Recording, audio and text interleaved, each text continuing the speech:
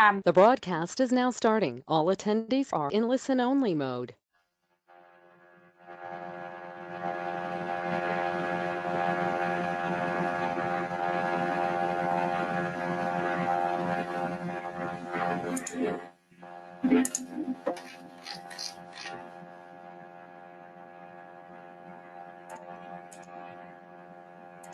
Luciana, can you hear Kiran? Yes, I can hear you, not Kiran. Okay, so, well, that's just making sure everybody's hearing to us. So good afternoon, everyone. We do have our speaker tonight, Luciana, who is going to be talking about the topic. Muted. No. Unmuted. Muted. Unmuted. Okay, Kiran, I can hear you very well. As we said, we're talking tonight about a topic which is very much needed. So thank you, Luciana, for being back with us. You've been giving a very interesting webinar last year as well. So whoever has seen you there, I guess they will have some more to learn from you. Whoever hasn't, we invite everyone to actually go back to our YouTube channel and find more from you and other speakers as well. So thank you so much for being here tonight. And thank you everyone who is actually able to join for us tonight. What we will be doing, some ground rules. As you know, we are the ASQ Human Development and Leadership Division. We increasingly focus on improving your skills from a personal and professional level. So each time you have some other needs specifically to some areas that you are interested in, there are multiple ways to reach out for help. One of them is proposing new topics for webinars. You can also be a speaker yourself. So we always invite new speakers to submit their interest, and we'll guide you from there. So that's very open to anyone who's interested to share something with the community. Another way which you might have seen if you're following our LinkedIn page to get some benefit from our organization is also the mentorship program. We have been now having that program for 1 year. It was our first year trying to provide some mentorship, which is free to our members. You can either be a mentor or a mentee. So we'll make sure to pair you up with a mentor that fulfills your interest. And the relationship between mentee and mentor is all private. So whoever is actually preparing for the collaboration, the administration part of it, and Kiran, my co-partner in the webinars, is also chairing the mentorship program, can tell you more. So feel free to reach out. That's open and private as well for you to reach out to a better and a more improved self, professional and personal level. As we start this webinar, just some ground rules very quickly. We do have a question tab where you'll use that to ask all your questions. Those questions will be answered at the end of this webinar. So we'll have about 45 minutes presentation from Luciana, and then we'll have 15 minutes question and answers. If you have any questions that are coming up during the webinar, I actually invite you to ask them, because sometimes we just forget, or we might get too much into whatever is being said at the time, and we might lose the focus from whatever was a challenge at the beginning of the webinar. So feel free to share those questions. We'll keep them gathering and answering to those as much as we can at the end of the webinar. Forever, we're always asked about the credits for the certification with the ASQ. Whoever attends for 40 minutes minimum presentation time, you will get an email from me, Sidita, and I will be sending that in separation to the follow-up email. So that will happen within 24 hours. The recording will be posted on our YouTube channel and my ASQ as well, presentation as well there within this week. So plenty of areas to learn, but I would like you to actually enjoy tonight's webinar with Luciana, because as I said, she's an expert in what she does. She's a cultural coach, a speaker, and an author. She recently launched her book as well, which we invite you to go and get some more in-depth information. She holds an MBA. It's a quality engineer, so does know what quality is about for all of you engineers out there. And a certified Scrum Master. If we're talking about Agile and we're moving towards that, it is good that we start getting some of those items and then include them in our Lean Six Sigma mindset. Luciana has contributed to multiple international media outlets such as Forbes, Thrive Global, and Quality Progress. I actually enjoy very much her articles as I follow her on LinkedIn. And she's the author, as I said, of the book 5S Your Life. As though some of you who are into quality, you might know 5S. It's a great technique to use, but also applying it to your life.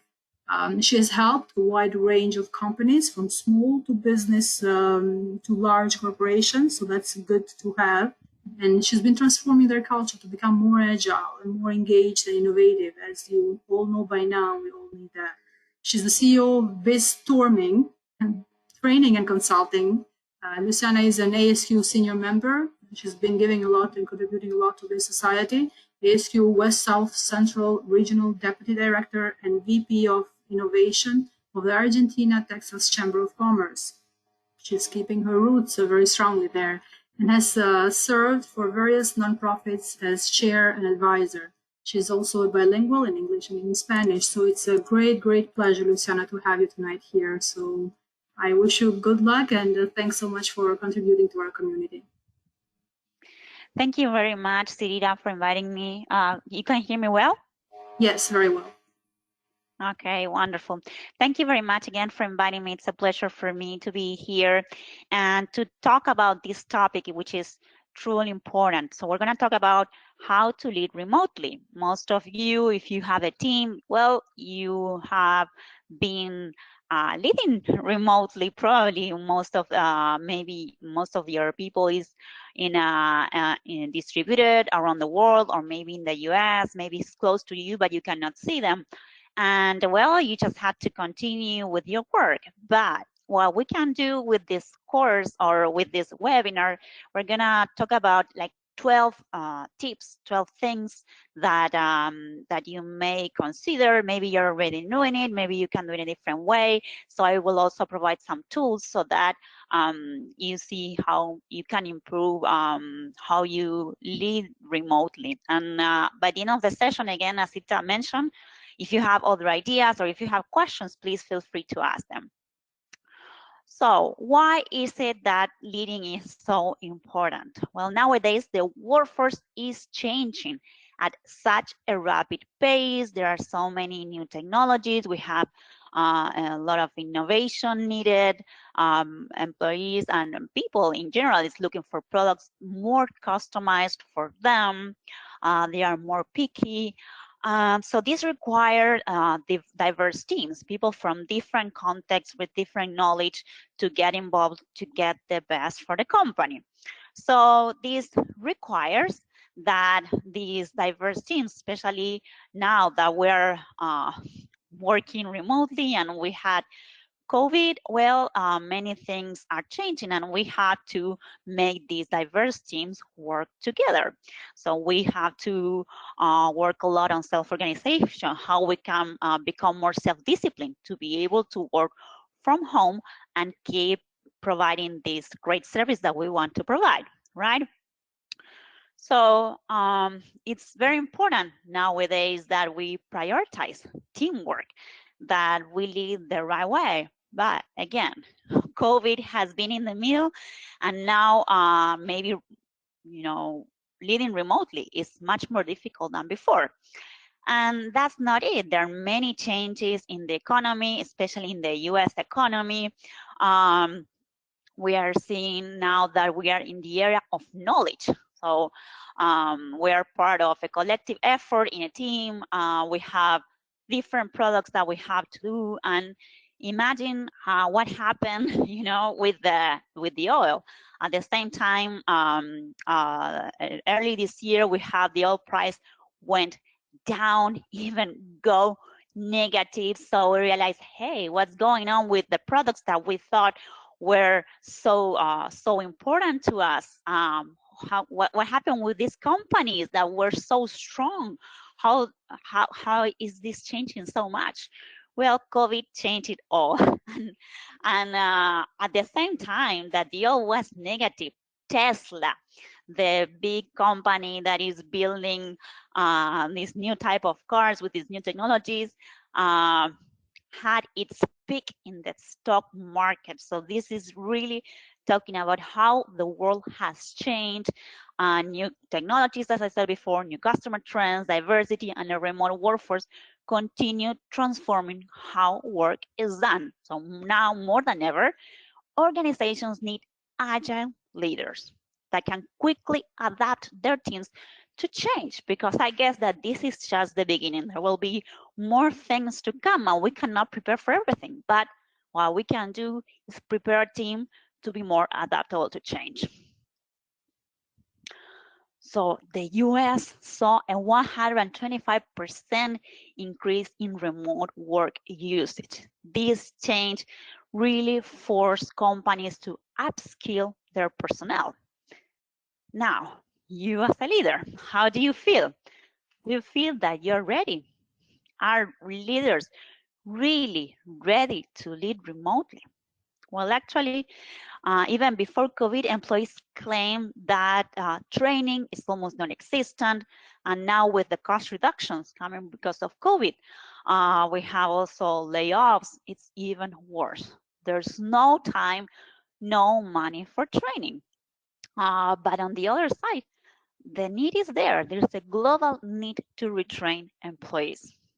And 87% of the employees wish they had more training. So what can we do about that? Well, if you see the statistics, studies show that organizations that maintain innovation outperform the market average, but more than 30%, especially during crisis.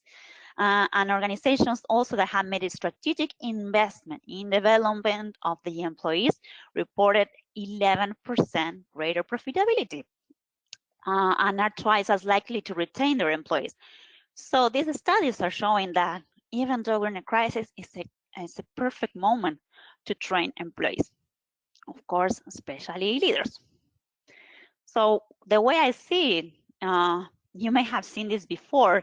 If you are a quality expert, quality experts see a lot of Japanese words, and this is one of them. You know, crisis is made, this sign means crisis, and it's made of two signs, one that says danger and the other one that says opportunity.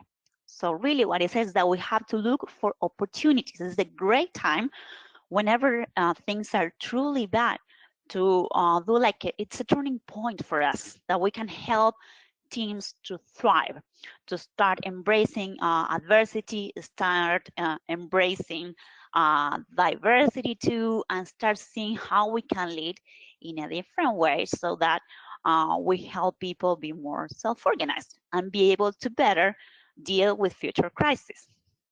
Really, it's in the critical junctures that come out of a major crisis that we can clearly see great leaders in action. So this is what you can do. So that's what we're going to talk about.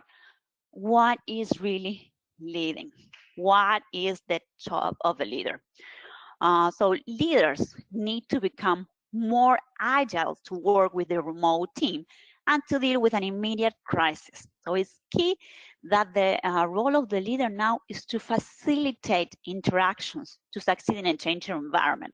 So before the pandemic, many leaders were used to be like the heroes, to make all the decisions, be checking on employees all the time, especially if you have them in the same office, checking how they're doing, checking what time they're leaving. And well, whenever you have your remote workforce, this is totally different. You cannot do that.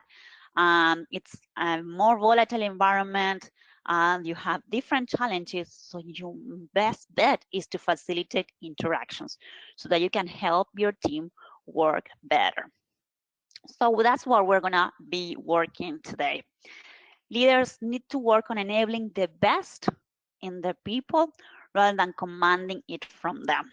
Leaders should no longer be in charge of telling the teams what to do, but they should empower employees to be self-organized. So this is like in a sport.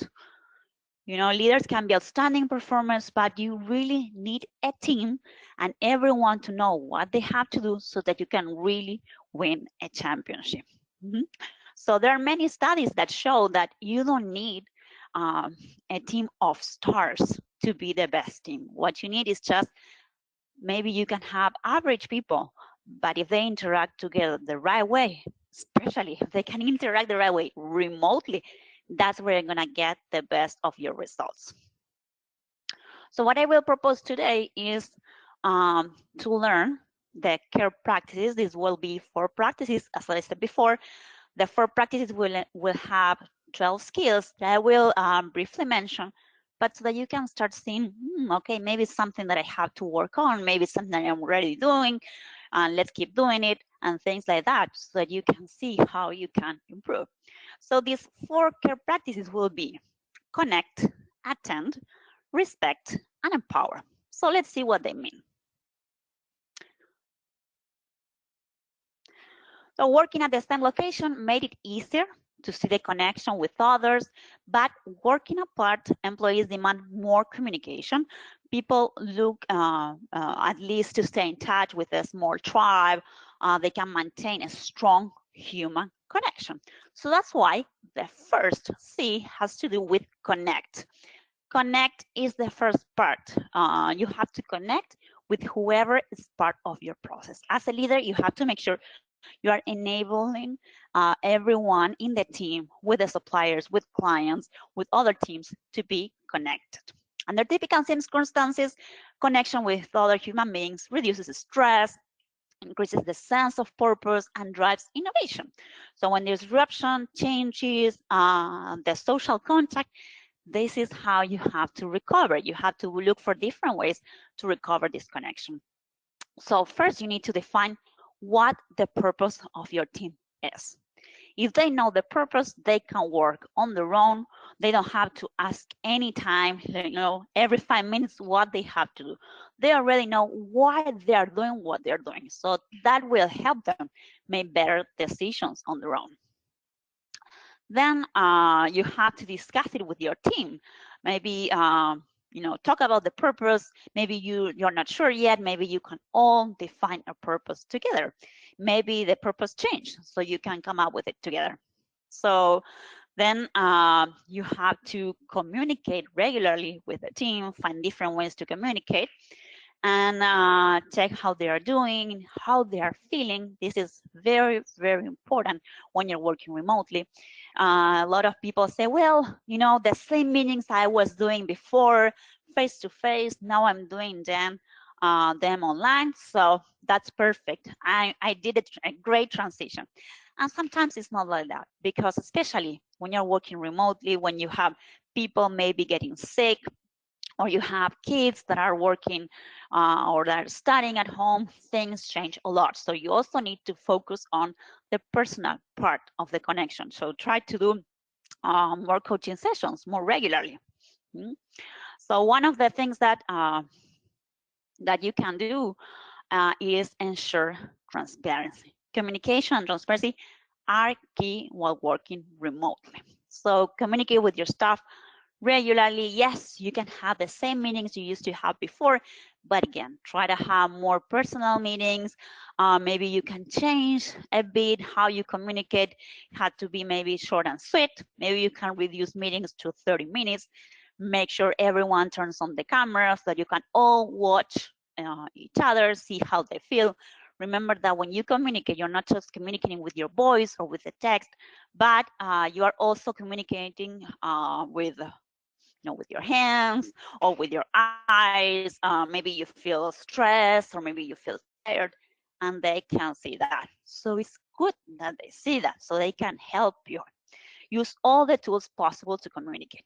Well, the most common, of course, I imagine you're using them already, like Zoom, Teams, Google, WebEx, GoToWebinar, but use whatever is good for your employees. You can also organize informal meetings from larger groups, or you can organize, many companies are doing like lunches or breakfast, so that every day you have the opportunity to meet. So you have to understand, this is part of being a leader, that you have to understand that not everybody's on the same page. So some people need to communicate more often.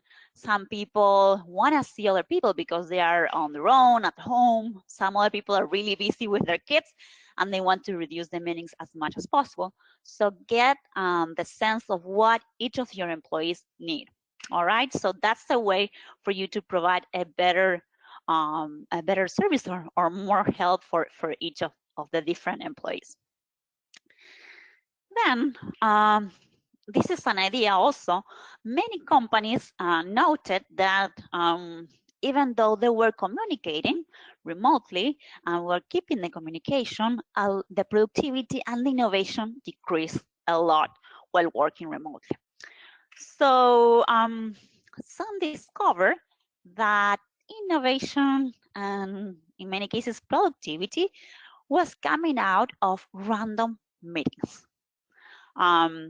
Probably you know how Google works, right? You have a lot of restaurants in the facilities. You have places where you can go and do exercise. You have pools, and it's not the only place. There are many companies like that nowadays. So all these places, this common or these spaces for sharing, sharing food or something. These probably are not available right now. So in the past, these people would go to this, to have a drink or something and would meet with another team, just random. And they will talk about something and maybe an idea come up. So this is something that now is not available. That's why some companies have found different ways to to cover this problem. So a company, what you're seeing right now is a Start Me Up. The company Globant created this operating system that they use themselves. They sell it to other companies, but they use it themselves to recreate these casual encounters. So what they do is you have a list and you can say, okay, I can meet, or I would like to meet with someone twice a week, someone random with, several characteristics or several aspects that I want to discuss. Maybe it's just for a specific project that I have in mind, or just to discuss, about music or anything else. So they created this app so that they can meet with these people. They just receive a message. You will meet with this person. You just talk about something that you'd like. But I mean, maybe for some people it will look odd. I don't know if you ever tried before. If you want to comment on that, maybe Sidita, you can say if someone already tried. But this is super interesting because it helps a lot of people to maintain that connection with people from different parts of the world. So as you can see, being remotely can have goods and bads. Maybe you connect with less people, but you can have a connection more profound. And maybe you can meet with someone that you would have never met before because it's in another country. So these are ways to continue increasing the innovation, for you to know that there's always a way out. And innovation can also bring advancements in artificial intelligence and the Internet of Things to keep workplace healthier. So there are many things that have improved today, also because of innovation and because of coming with new ideas. And now there are companies that are utilizing high definition cameras to detect when an employee is missing a PPA or something like that. So there are many ways that you can utilize this opportunity to come up with something new and improve your current processes. So the second step is to attend more actively. So it means that you need to be present, to listen, or give care to your employees. So this would be much easier if we were in the same office, of course. But what if we're not? How do we do that? Well, we're working at the office. Employees had the luxury to rely on leaders for decision making. In many cases, there's a problem with the customer. They just turn around and see the leader and they make the decision. But moving remotely push decision making to the front line. That's one of the things that you have to work on.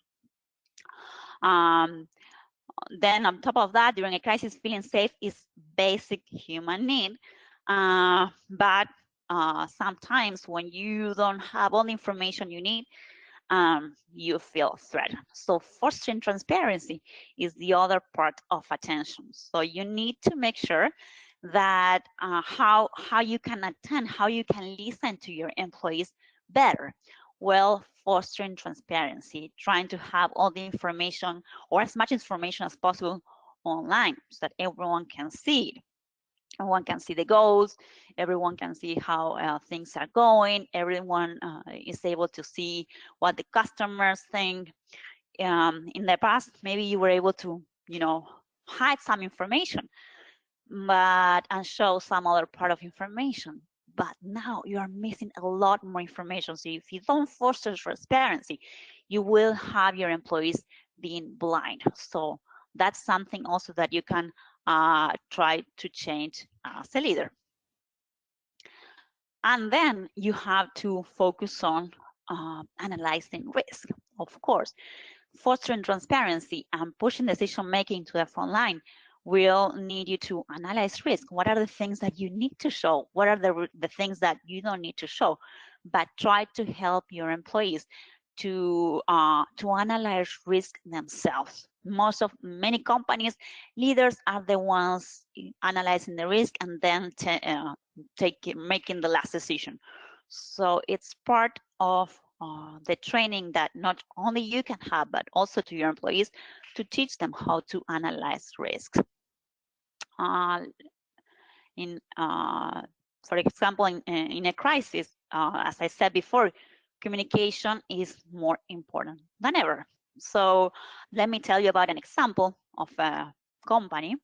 There was a serious information leak in a company recently. The company made serious changes in their HR policies, such as eliminating retirements or increasing percentage of employees that had to leave the company after a performance evaluation. And this information was leaked to the public before many employees received the news. This, imagine, caused a lot of frustration and fear on top of all the problems that the employees are suffering today. So this was a major thing, especially for a company that's very secretive, that's very conservative. So in this type of companies, like in every other, but especially in the ones that were trying to be more conservative and more secretive, try to share, try to identify what you do know about the problem that you're having. This is a way to analyze risk too, to share the information with your employees and try to find solutions together. So second step, make a list of the things you don't know. Maybe there are things that you have to feel, you have to admit that you have a problem, but you just have to share it so that you can all, on the third step, work together and engage the team to find a solution. You can organize remote brainstormings, you can organize retrospective sessions if you have a Scrum team, and there are many tools that can help you do that, even online. And that's what I'm going to show you now. This is one of them that I really like. It's mural.co. It's a tool that you can use. There's a part that is free, and it's like you have like post-its that you can post on your screen and come up with ideas. Even you can do them anonymous in case you don't feel comfortable like saying who you are, or you want your employees to be totally transparent. So this is a great tool that you can use. Another one, for example, is Poll Everywhere, so that you can do polls. So try to do or use all these tools so that you can make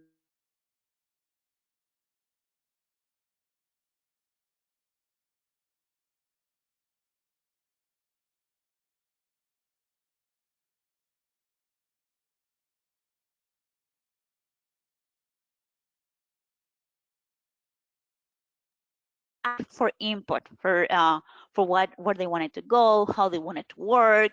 Everything was pretty much standardized. You were required to work, I don't know, maybe from 9 to 5, or to wear a specific suit or clothes for going to work. But now things change. Why? Again, because the circumstances have changed for everyone. Maybe you have kids at home. Some people prefer to work at night because they are not bothered by their family members. So there are many things that change. That's why also we had the Black Lives Matter movement coming out, because everyone is looking for more respect. Everyone deserves the respect. And you have to understand too that it's not just about satisfying someone or trying to fill their needs, but this is good for the society because everyone has something good to offer. So respecting the needs on top of being the best thing that you can do for a human being, you're bringing more strengths, more ideas to the company. So this is very hard to work because we're not used to work this way, but it's very important. And this remote work is helping us to start working on that. So what are the three things that you can do to improve the respect in your team? First, you can empathize with individual motivations. Um, Empathize, like promoting psychological safety and also value diversity. As COVID-19 cases ramp up, um, empathizing with employees helps to figure out how to assist them. Even if it goes down, great. Maybe you want to come back to the office. Many companies have already come back to the office, but is it good for you? For you, maybe your kids are not going back to school. Maybe you can do something different. Maybe everything goes back to normal, but you can still do meetings that you keep a camera open so that whenever someone is traveling, they can still join the meeting. That's also part of the respect, trying to provide flexible schedules for everyone so that everyone can join their way. So as I said before, besides regular team meetings, you have to do more frequent one-on-one sessions because many things that have to do with psychological safety or with empathizing with individual motivations, you cannot figure that out by just having the regular team meetings. And I've seen in many cases that team leader says, well, I'm available, so whenever you need to meet me, just schedule a meeting and we will meet. I don't think that's enough. Why? Because in some cases, yes, some employees will take the lead and will try to schedule the meeting. Maybe, especially the younger generations. If you were in the previous webinar, you'll know that the younger generations want to do that, want to go ahead and participate and ask questions and contact you. But some other generations, or maybe other different, maybe people that are more shy, or they are afraid to lose their job, they will not contact the leader to ask for help or to tell them how they feel. So this is your time to schedule coaching sessions. There are a lot of companies that are doing that. There's a company that is called Energy 5. It's company 5. It's based in Dallas. And what they are doing, they're organizing what they call CARES team to touch base with every employee at least every week.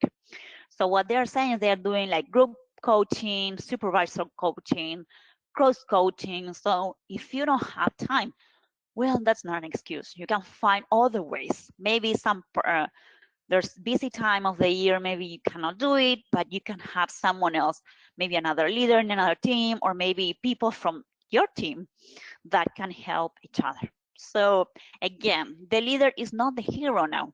You can open up and share your concerns and try to get help so that your job gets done, no matter how you do it. But what matters is that everyone in your team feels fine and feels like they are taken into consideration.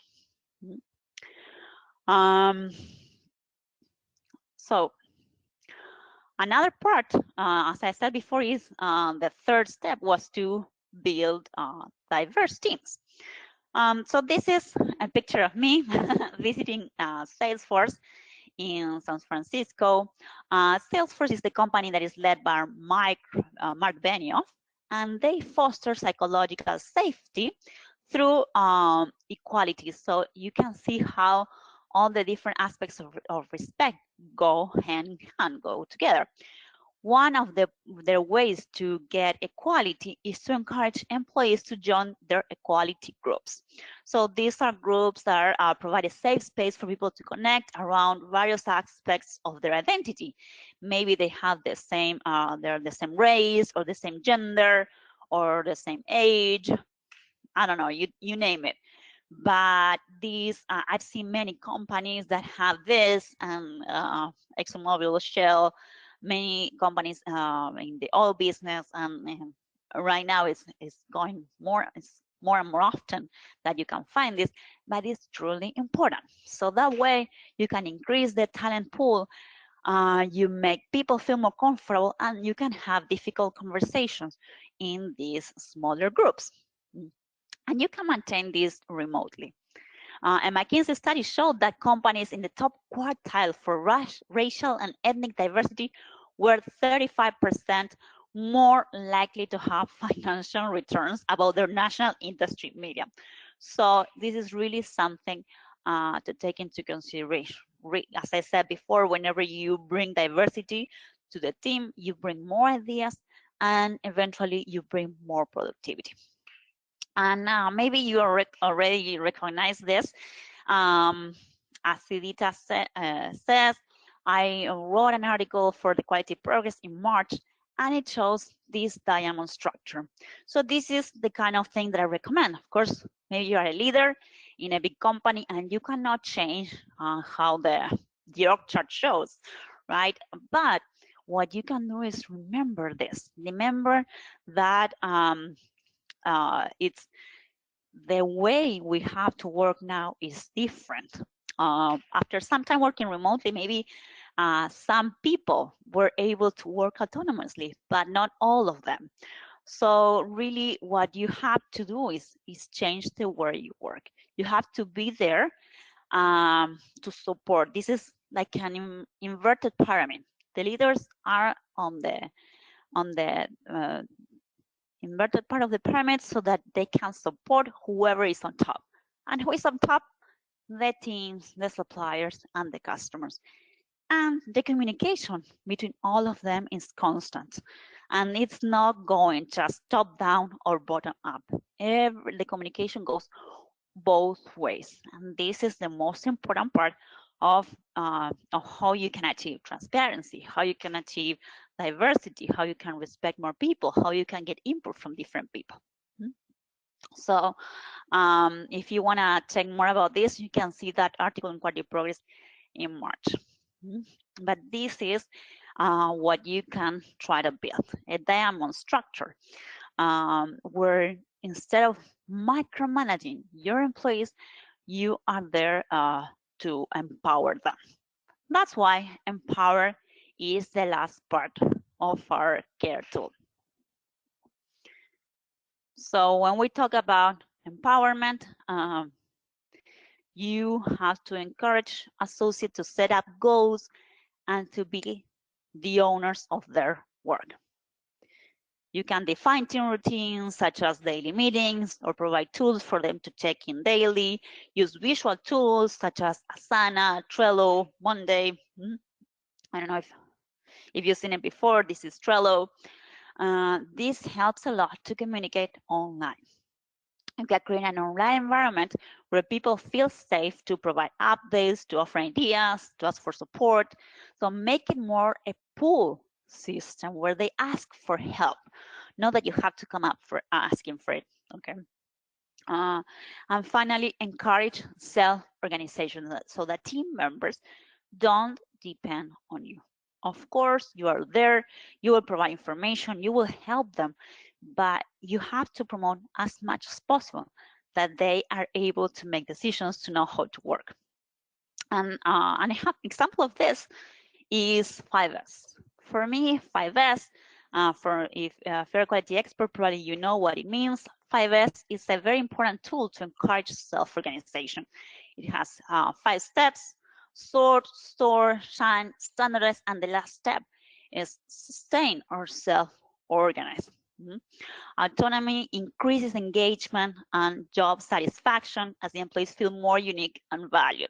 So the other benefit of autonomy is that it makes employees less dependent on the leader and more self-organized. So that reduces both the team member and the leader's stress. The leader can focus on the things that are really important to the leader that no one else can do for you. So you focus on your strategic task while the employees will focus on their specific task.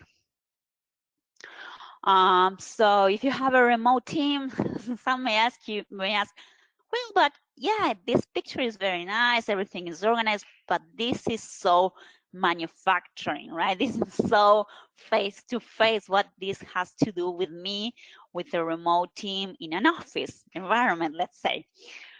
Well, 5S can be applied anywhere. You just have to teach them what's the method, what's the thinking, what's the mindset, and you can even utilize it to organize documentation online, to have organized your computer. You can even ask them to organize their home office, their home. The book that I wrote talks about that, how you can use 5S everywhere, not also in manufacturing, but in different organizations, in your home and remotely. There's many ways. From how you get rid of documents and how you organize them in folders. That's all part of the Sort, Store, Shine, Standardize, and Self-Organize. So you can, again, it's just part of you helping your team, give them the tools that they can learn new ways of working, they get more confidence, and they start working in a different way. So just to summarize, these are the 4 values: connection, attention, respect, and empowerment. We've seen 3 skills for each of them that you can practice. You can practice daily. These are things that are not new. Really, many agile teams implement these things daily. It's part of how they work, and there are many studies that show that companies that work in more the self-organized way, that or employees are more independent, that are more flexible, have been much more successful during COVID and have been able to adapt much better to working remotely. So yes, we've been already several months already working remotely, but again, this is not something that will stop. This is something that will continue. So you can start anytime. You're never late to start applying things. Well, hope you enjoyed. Thank you very much for listening. This is the right time now for questions. Thank you, Here is Luciana. my information. Yes, please. I'd like you to share more about your book as well. The 5S you just mentioned actually reminds me of one of your articles. You wrote about it on, I saw it on LinkedIn, but I don't know where you had published that one. I think that's very important for remote teams too. So if you could share a bit about that as questions keeps coming, we'll open it to questions for now. But can you remind me, where did I see that article?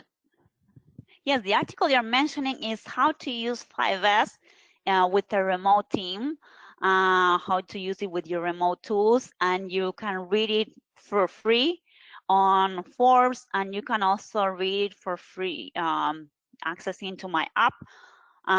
If you look on Forbes by my name, you will find tons of articles. If you also follow me on LinkedIn, you will see that. And as I'm sharing right now, you can access to my my app, where you can have access to many free videos and information that you will find useful to lead. You can also find videos about 5S. It's like a complement of the book, so it will help you. And again, you can download the app for free at theoculture.com. If you'd like to get more, you can have access for free to a leading remotely course inside the app that it has like more than 8 hours of training showing all the skills that I discussed. If you want to do it, you have it for free for 7 days. If you just contact me, this is because of your part of the ASQ. Thank you. So there's so a lot of more tips further. And so as we start with the questions, I took some notes because it really hit me.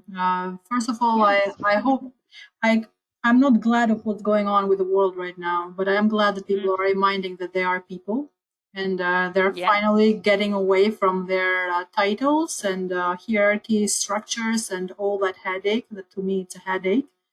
I Mm, think we used to try to lead people as if they were a computer that you just turn it on and it works. It yes. doesn't. They are human beings, so we have to see what works for them. So I think this year we're trying to do, and we continue to do this year, a focus on psychology, on how people functions, what motivates them. You mentioned a great point there on self-organizing, but also personalizing it and diversifying the way we Mm, communicate. What works with one person doesn't work for another. Somebody is not shy and can talk like for hours, as I do, but some other people don't. So they might want one-on-one or less face-to-face sort of communication. So we do need to be aware of that. Um, totally. Totally. Yeah. one point that Yeah, I that. was curious to hear. Go ahead. Sorry. No, no, please go ahead. To hear from you, I saw the communication. You focus a lot on communication, sharing the purpose, which I was very happy to hear shared on this webinar too. And what I've noticed is some people are good at that. Some people are good at talking. So what I would like to also highlight here is it has to be authentic. It's not that in Yes. this webinar we just learn the what to say and we just go out there and just say it. People feel when you are not authentic. So I would like, what's your thought on this item? Yes. Yes. That's why in many cases, a coach or a trainer inside the company could be someone from outside, but could also be someone that is, more prone to that inside the company that can help you. That's why, maybe having coaching sessions just with your leader every week is not enough. Maybe you can have coaching sessions with someone outside the company, cross coaching with other leaders, with other team members. Like it's important, as you said, to know that everyone knows something, everyone has something to offer. It's not just the leader or the owner of the company knows everything. No, nobody knows everything, so you have to learn to be open. If you are an employee, you can ask questions, demand for what you want, for what you need. And as a leader, just try to listen, try to be there to ask those questions. And if you don't feel comfortable, because yeah, you have some like 12 ideas right now today, right? You have 12 micro changes to do in your life. Like, how can I do that? It's not easy. So get help. Someone can say, okay, I'm not good at this, but I'm good at that. Something that I didn't mention is that you have these four, the connection, the attention, where each of us is better at one of them. Maybe you're better at empowerment. Maybe you're better at attention and getting numbers and getting information.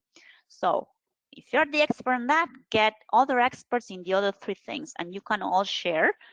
You can, with four or more people, you can get each of the experts in each section and just share knowledge. What would you do to pay more attention to your people? What would you do to empower them? I'm good at this. What are you good at? So that's a good thing. It's free because you just connect to your peers. That's it. I love that. Being so open takes a lot of courage and self reflection to begin with. Sure. Being one person and not being a manager, people might feel like, oh, I'm not a manager. Why would I care about learning more about leadership and leadership in remote or whatever? He's accountable for me. We are a group, like whoever we're working with, it's a part of the group, and our purpose is the customer in this case. So we should see each other as impacting each other's lives and work well-being as well. So we can't just be so selfish, in my view, and say, I'm not a manager, so why would I bother learning? Same thing as Right. a manager. You are accountable for your people too. That's why you got into that role, not just for tasks, as you mentioned, that they were doing before. One of the concerns I have here from one of the attendees here is how about when we're adding new team members? You might have had being working face to face, and then now here you are, we have one person, but who just joined remotely as a new person? And you mentioned a bit about the culture there as well. Yes, yes. When you have, yeah, for sure, you will have a lot of new employees that never saw the people around them, never saw their partners. They just saw them online. It's so sad. But on the other side, there's so many things that you can do. Companies are doing exactly or similar, trying to do the onboarding sessions just the way they were doing it face to face. They are doing it online. If they used to invite managers to be in the onboarding session, invite managers too. And as a leader, what I would recommend is that you have more coaching sessions at the very beginning, like have frequent sessions. How are you doing? Again, that's not have to be all 1 hour session. No, you just can have 5 minutes. Just check in, just see how you're doing. What do you need? How can I help you? Provide apps with training, provide tools, provide links, anything. The employees that are entering the company want to know more. And if we're talking about culture, yes, it's super difficult to get someone into the culture when they haven't met anyone in the company personally. But if you have rules, many companies have like 10 rules, 7 rules, 12 rules. I always use the example of Zappos that they have like their 10 rules, or being weird, being fun, things like that. If you have those, if your company have those, this is the right moment to remind them of this. This is how, and again, that's why I mentioned the purpose, right? Whenever you define the purpose, define those rules, and that's a way to help guide your team to have a North Star where they can follow. If you don't have that, it's never too late. As I said before, this is the right time to create that. If you were face to face, it would be much easier without that. But now you have new employees and you don't have a manual or you don't have rules. It's very hard for them to know what's right and what's wrong. And they will keep asking you all the time, or they will make you mistakes. So make sure they have that information. And one way to do it is just, you don't have these rules, these 10 rules or guiding lines. You can get a consultant to help you, or you can do it yourself with your team. Have a meeting, have a facilitator helping you, and define those rules. Yep, unwritten rules, as in each company. Another question we have is, and I'm glad I'm seeing some attendees use 5S, especially in manufacturing. Will you provide us a very briefly short example on the virtual teams?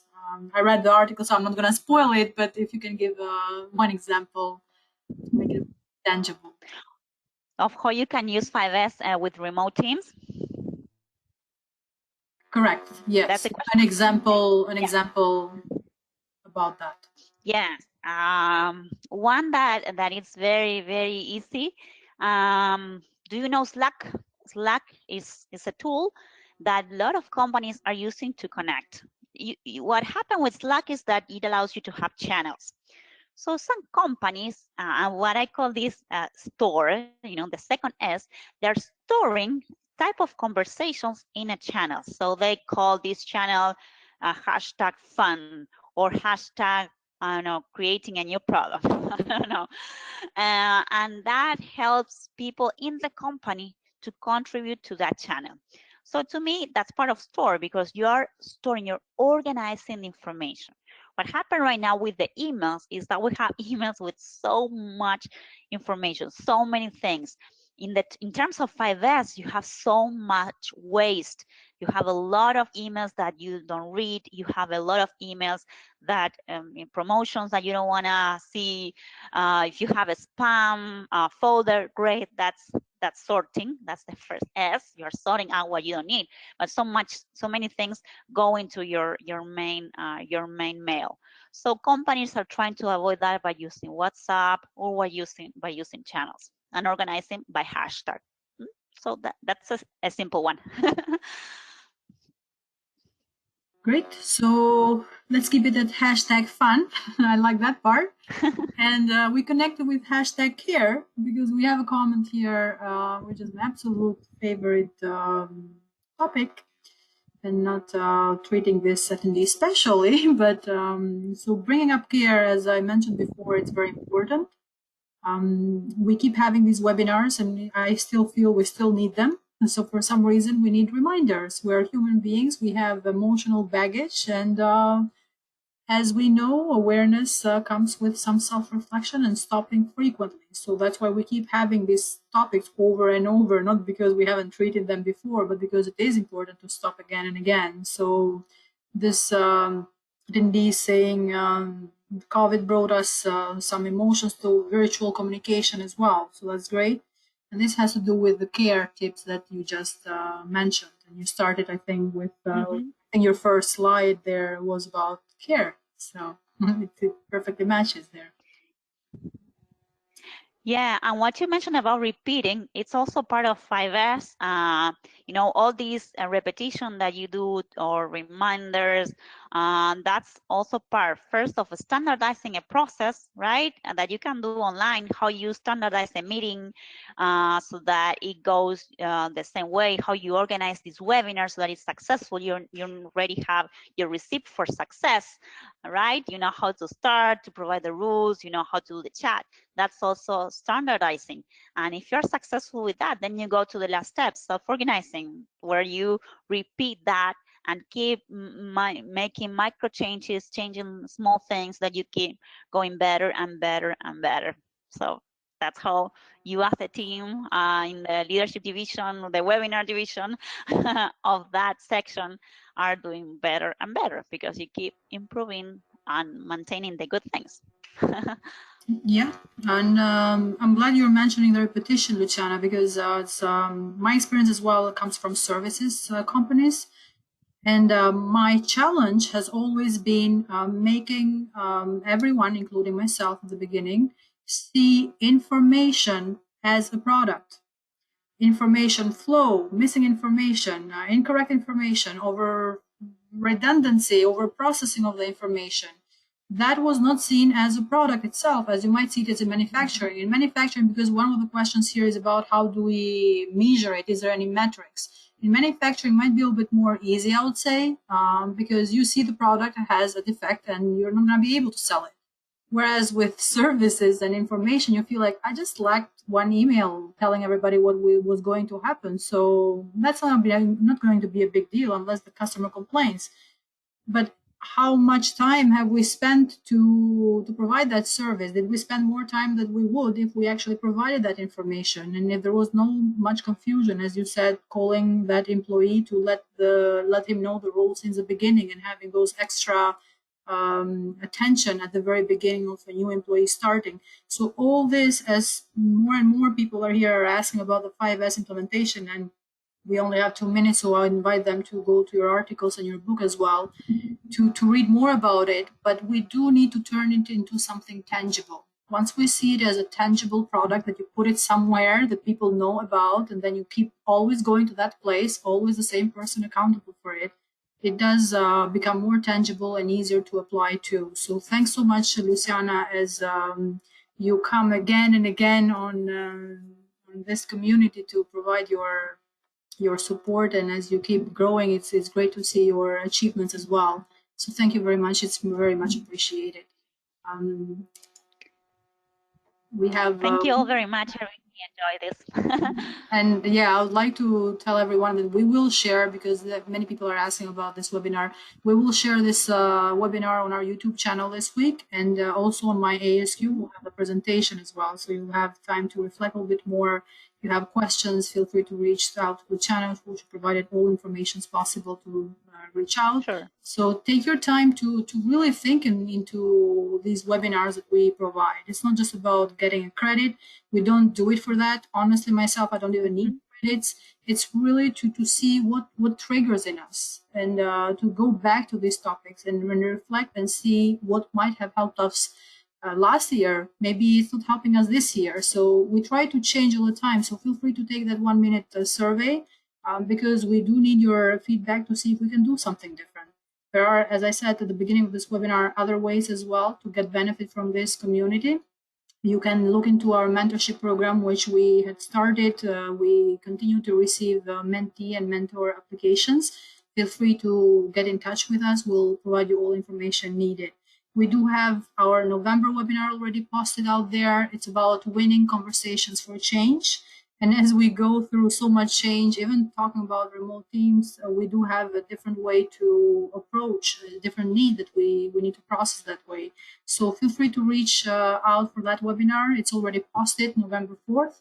And in order for you to get credit, as I mentioned, I'll be sending today a webinar attendance form for those who have attended 40 minutes.